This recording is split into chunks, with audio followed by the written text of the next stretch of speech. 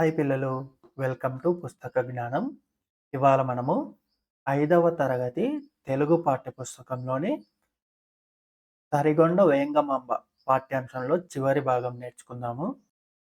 ఇంతకుముందు వీడియోస్ చూడకపోతే ఆ వీడియోస్ ఇక్కడ ఐకార్డులో ఇస్తాను, చూడండి. ఈ భాగంలో మనము భర్తృహరి సుభాషితం నుంచి సేకరించిన కేయురాణి న భూషయంతి పురుషం ఈ శ్లోకాన్ని నేర్చుకుందాము. ఇది సంస్కృత శ్లోకం. కేయురాణి న భూషయంతి పురుషం హారా న చంద్రోజ్వలా న స్నానం న విలేపనం న కుసుమం నాలంకృత మూర్ధజా వాణ్యేకా సమలంకరోతి పురుషం యా సంస్కృతా ధార్యతే క్షీయంతేఖిల భూషణాని సతతం వాగ్భూషణం భూషణం. మళ్ళీ చెప్తుందండి.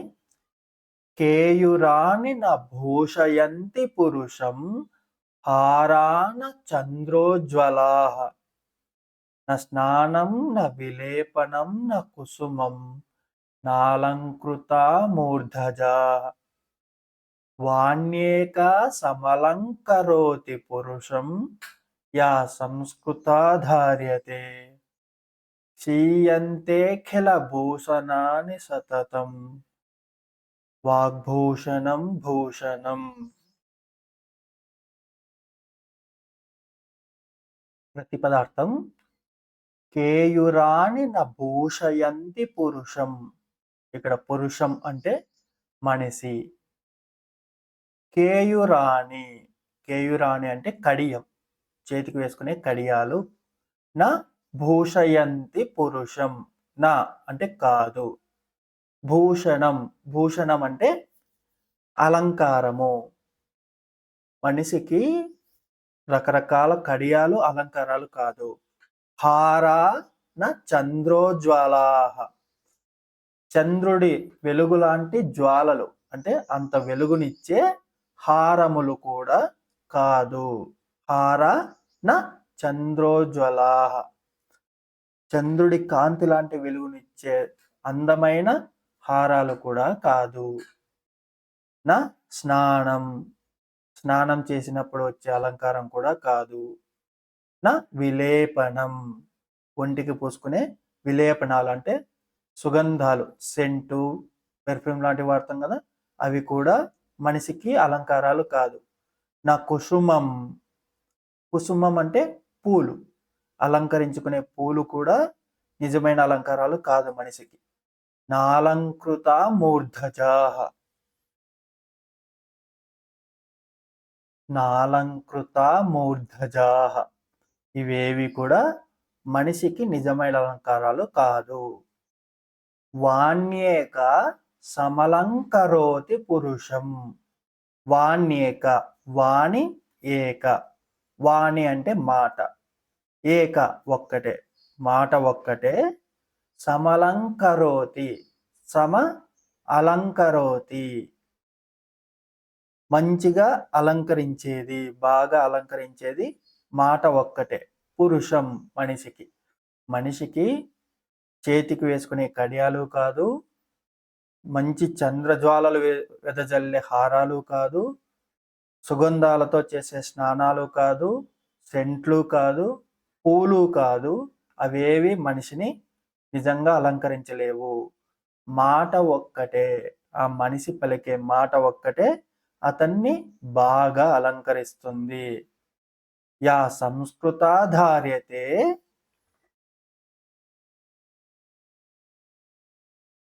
సంస్కృతి ఆధారంగా, సంస్కృతాధారంగా పలికే ఆ మాటలే మనిషికి నిజమైన అలంకారాలు. క్షీయంతేఖిల భూషణాని సతతం వాగ్భూషణం భూషణం. క్షీయంతేఖిల, క్షీయంతే అఖిల, క్షీయంతే అంటే క్షీణించిపోతాయి, నాశనం అయిపోతాయి కదా. మనం పెట్టుకున్న హారాలు కావచ్చు, మనం పెట్టుకున్న పూలు కావచ్చు, ఒంటికి పూసుకున్న సుగంధాలు కావచ్చు, ఇవన్నీ కూడా ఎప్పటికీ ఒకసారి నాశనం అయిపోయేటివే, క్షీణించిపోతాయి. బంగారం కొద్ది రోజులకి క్షీణించిపోతుంది. అది తన కాంతి తగ్గిపోతుంది. పూలు 2 రోజులకే వాడిపోతాయి. మనం ఒంటికి పూసుకున్న సుగంధాలు సాయంత్రం కల్లా పోతాయి కదా! కానీ అఖిల అలాంటి భూషణాని, అఖిల అన్ని భూషణాని, అవన్నీ భూషణాలు కూడా మనం ఏవైతే అలంకారాలు అనుకుంటున్నామో పూలు, హారాలు, సుగంధాలు ఇవన్నీ కూడా క్షీయంతే క్షీణించిపోతాయి. సతతం ఎల్లప్పుడూ, ఎప్పటికీ వాగ్భూషణం, వాక్ భూషణం, వాక్ అంటే మాట, భూషణం అలంకారం అనేది మాట మాత్రమే. వాగ్భూషణం భూషణం, వాగ్భూషణమే మాట ద్వారా వచ్చే అలంకారమే నిజమైన అలంకారము. అంటే భావం మనిషికి అందాన్నిచ్చేది కడియాలు, మురుగులు, దగదగలాడే నగలు కాదు. సువాసన నూరే లేపనాలతో స్నానము, పూలు, అలంకరించిన జడలు ఇవేవి అందాన్నివ్వవు. వ్యక్తికి అందాన్నిచ్చేది ఆ వ్యక్తి యొక్క సంస్కారవంతమైన మాట తీరే. ఏనాటికి నిలిచేది వాగ్భూషణమే. అంటే మనం మాట్లాడే మాటల వల్లనే మనం అందంగా ఎదుటి వ్యక్తికి ఆకర్షణీయంగా కనిపిస్తాము.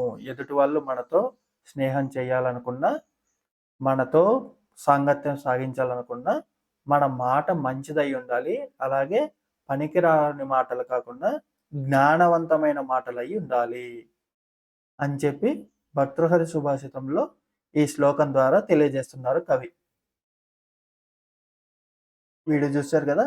నాకంటే బాగా ఈ శ్లోకాన్ని బాగా చెప్పి దానికి వివరించారు సాహితీ కౌముది అనే ఛానల్లో డాక్టర్ బులుసు అపర్ణ గారు. ఆమె చాలా బాగా వివరించారు. ఆమె వీడియో కూడా నేను డిస్క్రిప్షన్లో ఇస్తాను. ఆ వీడియో కూడా ఖచ్చితంగా చూడండి. సరేనా?